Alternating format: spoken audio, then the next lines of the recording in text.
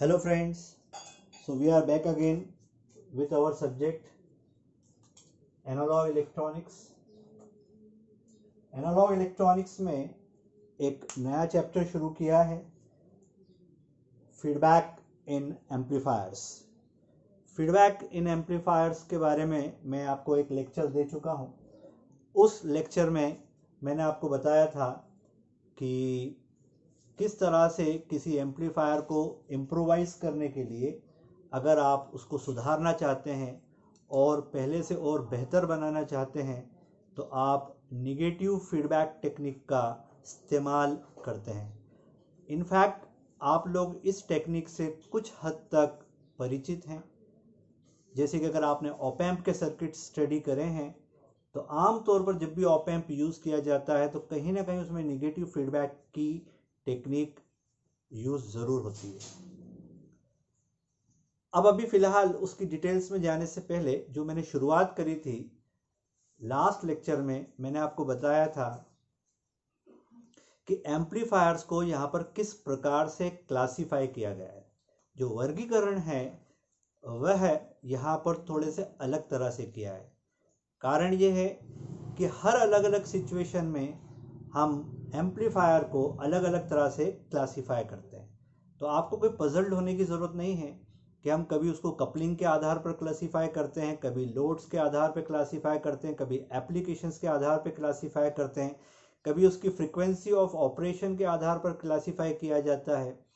और फिलहाल हम जो क्लासिफिकेशन करने जा रहे हैं वह लोड और जो सोर्स रेजिस्टेंस है उसको आधार बनाकर क्लासिफिकेशन किया जा रहा है। आप देखेंगे कि जब हम इस आधार पर क्लासिफिकेशन करेंगे तो हम फीडबैक की जब टेक्निक लगाएंगे तो किस प्रकार इसका हम इस्तेमाल करेंगे। इनफैक्ट इस टाइप ऑफ क्लासिफिकेशन में हमने 4 डिविजन्स में सारे एम्पलीफायर्स को बांटा है। पहला वोल्टेज एम्पलीफायर, दूसरा करंट एम्पलीफायर, तीसरा ट्रांस कंडक्टेंस एम्पलीफायर और चौथा ट्रांस रेजिस्टेंस एम्पलीफायर। मैंने आपसे लास्ट लेक्चर में ये बात बोल दी थी, वोल्टेज एम्पलीफायर जब हम किसी को नाम देते हैं, टाइटल देते हैं, तो इसका ये मतलब बिल्कुल भी नहीं है कि ऐसे एम्पलीफायर्स जिसका वोल्टेज गेन बहुत हाई है, उच्च गति का है, उच्च वैल्यू का है, तो हम उसको वोल्टेज एम्पलीफायर बोल देंगे। और जिसका करंट गेन बहुत ज़्यादा है तो एक करंट एम्पलीफायर के नाम से क्लासीफाई हो जाएगा। ये बात बिल्कुल सही नहीं है। इनफैक्ट यहाँ पर गेन की जो वैल्यू है, उसकी जो संख्यात्मक मान है, उसकी जो क्वांटिटेटिव वैल्यू है, उसको आधार नहीं बनाया गया है। आधार बनाया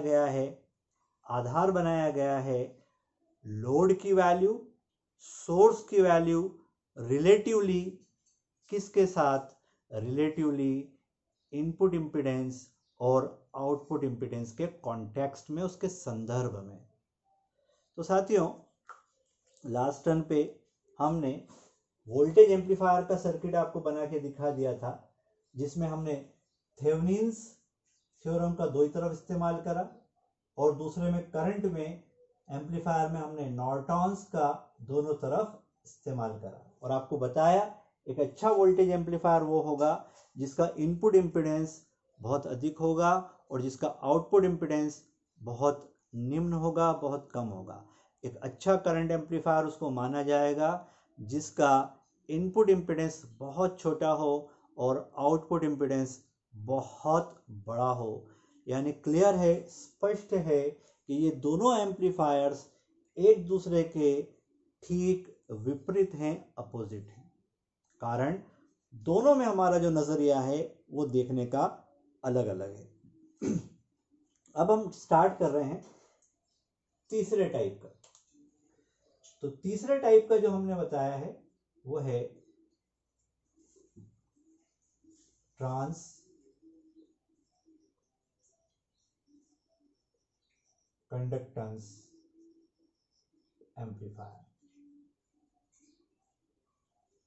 ट्रांस, ये जो शब्द है, ये जब भी हम यूज करते हैं तो ट्रांस शब्द हमेशा एक स्थान से दूसरे स्थान के लिए यूज होता है। Like transport, transfer etcetera. तो ट्रांस कंडक्टेंस यानी अब की बार जो हम गेन निकालेंगे या जिसके बारे में बात करेंगे उसमें कंडक्टेंस को महत्व देंगे, और कंडक्टेंस भी किस प्रकार का कि आउटपुट पे करंट को महत्व देंगे और इनपुट पर वोल्टेज को। अब देखेंगे आगे जाके कि यहाँ पर हम ट्रांस कंडक्टेंस को या तो जी कैपिटल एम के माध्यम से समझेंगे या जी स्मॉल एम के माध्यम से समझेंगे।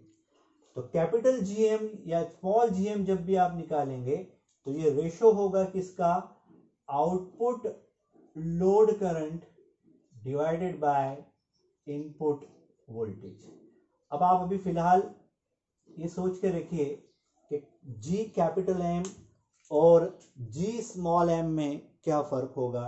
डेफिनेटली उनमें फर्क होगा, तभी हमने दोनों के सिंबल्स अलग बनाए। जैसे कल के लेक्चर में आपको बताया था a capital V, a small V, a capital I, a small I में बहुत बड़ा अंतर होता है, इनफैक्ट दोनों में फर्क है।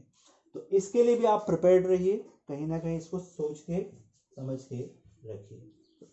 चलिए ट्रांस कंडक्टेंस गेन को अगर मैं देखूं तो बिफोर हैंड मैं आपको एक बार बोल देता हूं, आउटपुट पे करंट को महत्व देना है, इनपुट पे वोल्टेज को महत्व देना है। तो आप थोड़ा सा माइंड लगाएं तो आपको समझ में आ जाएगा कि इनपुट पे हम थेवेनिन का इस्तेमाल करेंगे, आउटपुट पे नॉर्टन इक्विवेलेंट सर्किट का इस्तेमाल करेंगे, यानी थेवेनिन और नॉर्टन का कॉम्बिनेशन बनाएंगे। आप में से किसी के मन में कोई शंका नहीं होना चाहिए, कोई दुविधा नहीं होना चाहिए कि हम कभी थेवेनिन यूज कर रहे हैं, कभी नॉर्टन कर रहे हैं। दीज आर द टूल्स, ये आपके औजार हैं। आप as per your desire, as per your convenience आप इसको यूज करते रहिए, कोई इश्यूज नहीं है। तो अब की बार मैं इनपुट साइड पर जो बनाऊंगा वो थेवेनिन्स थ्योरम है, यानी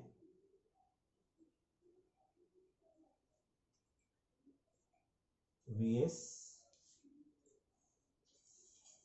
then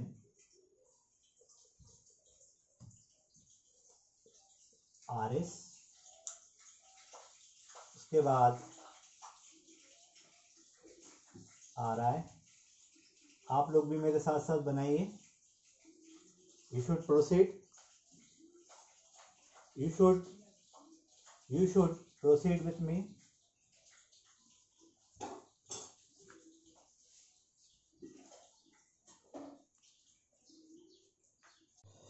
ओके गाइस, तो हमने यहाँ पर एक सर्किट बना लिया है। ये सर्किट एक रिप्रेजेंटेटिव डायग्राम है। यहाँ पर थेवेनिन्स इक्विवेलेंट बनाया, यहाँ पर नॉर्टन्स इक्विवेलेंट बनाया। कोई अचंभे का विषय नहीं है कि यहाँ पर एक करंट सोर्स है, उसकी value capital G small M V I है, यानी डिपेंडेंट करंट सोर्स है जो यहाँ के वोल्टेज पर निर्भर कर रहा है। यह सर्किट नॉर्टन के आधार पर बनाया है। आर ओ और आर एल पैरेलल में है और आर एस और आर आई एक दूसरे के सीरीज में, क्योंकि ये थेवेनिन के आधार पर बनाया गया है। अब अगर हम इस सर्किट को गौर से देखें तो बहुत स्पष्ट हो जाता है कि इसके लिए एक आइडियल सिचुएशन क्या हो सकती है या फेवरेबल सिचुएशन क्या हो सकती है। तो हम चाहते हैं कि ये Vs पूरा का पूरा इसको प्राप्त हो जाए, तो Rs के ऊपर जो हमारा ड्रॉप आता है वो मिनिमाइज होना चाहिए। ये तभी पॉसिबल है जब Ri की वैल्यू हम बहुत बड़ी बनाएं Rs के रिस्पेक्ट में। इसी प्रकार यहाँ से जो हमने करंट क्रिएट किया, जनरेट किया, वो पूरा का पूरा हमारे लोड को प्राप्त होना चाहिए, क्योंकि वो मेन उपभोक्ता है, कंज्यूमर है। और आरओ में से निग्लिजिबल या जीरो करंट जाना चाहिए। ये तभी संभव है जब आरओ की value much much greater than R L, यानी इन दोनों में आइडियल सिचुएशन बनेगी, R I tending to infinity and R O also tending to infinity. अगर प्रादर्श रूप से आर आई का मान अनंत हो जाए और आरओ का मान भी इनफाइनाइट हो जाए तो ये एक बहुत आइडियल सिचुएशन मेरे लिए हो जाएगी। अब आप इसको माइंड में रखिएगा। आगे जाके हम जब निगेटिव फीडबैक की टेक्निक को एम्प्लॉय करेंगे तो आप देखेंगे कि मैं अगर जब ट्रांस कंडक्टेंस के लिए उसको अप्लाई करूंगा तो इस सिचुएशन को बेटर बनाने की कोशिश करूंगा, यानी वहां पर आर आई को मैं बढ़ाने की कोशिश करूंगा, आर ओ को भी मैं बढ़ाने की कोशिश करूंगा। अब last but not the least. आखिरी वाला एक और देख लेते हैं। The next circuit is trans resistance amplifier. नाम से स्पष्ट है, ट्रांस रेजिस्टेंस है, यानी आउटपुट पे वोल्टेज को हम इंपॉर्टेंस देंगे और इनपुट पे करंट को। अब की बार जो हमारा मेन वर्किंग सब्सटेंस होगा वो कैपिटल आर स्मॉल एम या कैपिटल आर कैपिटल एम होगा। दोस्तों, अगर मैं ट्रांस रेजिस्टेंस एम्पलीफायर को देखूं तो सर्किट ऐसा बनेगा। इनपुट पे करंट सोर्स IS और RS पैरेलल में, RI अपने स्थान पर लगा है, ये वोल्टेज VI है, ये करंट II है। आगे बढ़ाएंगे, यहाँ पर वोल्टेज को प्रोमिनेंस देना है तो plus two minus R small m II इसका टाइटल है, और यहाँ पर RO सीरीज में है और RL लास्ट में अवेलेबल है।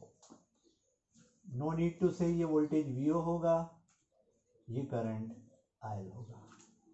अगर आप देखें कि इसके लिए कौन सी सिचुएशन बहुत ज़्यादा हमारे लिए फ़ायदेमंद है, तो आपको पता चलेगा कि अगर आप IS का भरपूर इस्तेमाल करना चाहते हैं तो IS का पूरा हिस्सा RI को मिलना चाहिए।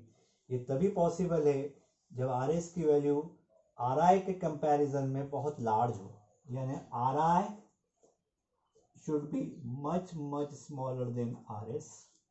यहाँ पर देखेंगे तो RM II जो करंट या वोल्टेज हमने पैदा किया है वो पूरा का पूरा इसको मिल जाए या मैक्सिमम पार्ट इसको मिल जाए लोड को, ये तभी संभव है जब RO is much much less than RL।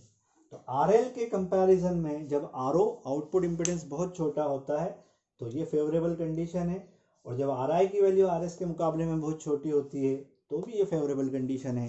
तब ऐसे एम्पलीफायर को ट्रांस रेजिस्टेंस की कैटेगरी में आप डाल सकते हो। आइडियल सिचुएशन क्या हो सकती है? आइडियल सिचुएशन ये हो सकती है कि RI 0 हो जाए और RO 0 हो जाए। अगर RI और RO की वैल्यू 0 हो जाएगी तो हम कहेंगे ये परफेक्ट सिचुएशन है, ये परफेक्ट ट्रांस रेजिस्टेंस एम्पलीफायर की कंडीशन है। इसमें हमारा कुछ नुकसान नहीं हो रहा है, सारा हमें प्रॉफिट ही प्रॉफिट मिल रहा है, हमारा कुछ भी सिग्नल बर्बाद नहीं हो रहा है, ना हमारी हार्ड अर्न्ड मनी कहीं पर भी बिगड़ रही, खराब हो रही है। हम एक टेबल बना देता हूँ लास्ट में ताकि ये पर्टिकुलर टॉपिक फिनिश हो जाए, फिर हम इसके आगे की कुछ सीरियस सिचुएशंस देखेंगे। लाइक क्या देखा आपने भाई? आपने देखा 4 तरह के एम्पलीफायर्स देखे। नंबर 1 वोल्टेज एम्पलीफायर, दूसरे नंबर पे आपने देखा current amplifier, trans conductance amplifier, trans resistance amplifier. मान लीजिए यहाँ लाइन खींचते हैं समझने के लिए, यहाँ RI की वैल्यू, यहाँ RO की वैल्यू। आइडियली अगर देखें तो RI कितना होना चाहिए और RO कितना होना चाहिए for ideal situations. Ideal situations के लिए वोल्टेज एम्पलीफायर में इनपुट इम्पीडेंस बहुत बड़ा होना चाहिए, तो इन्फिनिटी होना चाहिए, और RO बहुत छोटा होना चाहिए, तो 0 होना चाहिए। करंट के लिए RI 0 होना चाहिए, RO इन्फिनिटी होना चाहिए। ट्रांस कंडक्टेंस के लिए बताइए, ट्रांस कंडक्टेंस में आउटपुट पे करंट को इंपॉर्टेंस दी है, अगर करंट को इंपॉर्टेंस दी है तो आउटपुट साइड पे RO जो है वो 0 होना चाहिए और RI जो है वो इन्फिनिटी होना चाहिए, वोल्टेज को इंपॉर्टेंस देने की वजह से। And last but not the least, ये इन्फिनिटी होगा और ये 0 होगा। ट्रांस डिस्टेंस पे RI भी 0 होना चाहिए और RO भी 0 होना चाहिए। So infinity 0 0 infinity and 0 0, 4 combinations are there. इन 4 कंडीशंस को बहुत अच्छे से हम समझेंगे अब जो हमारा लेक्चर आगे इससे रिज्यूम होगा जब